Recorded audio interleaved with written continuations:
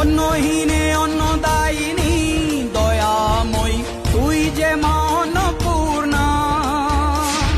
সন্তান স্নেহে তুই মা যেন কল্যাণী সম্পূর্ণা।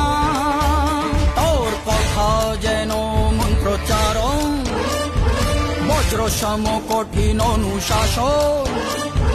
ধৈর্যের সর্বংসহা পৃথিবী, ধর্ম ও ন্যায়ের প্রতিচ্ছবি।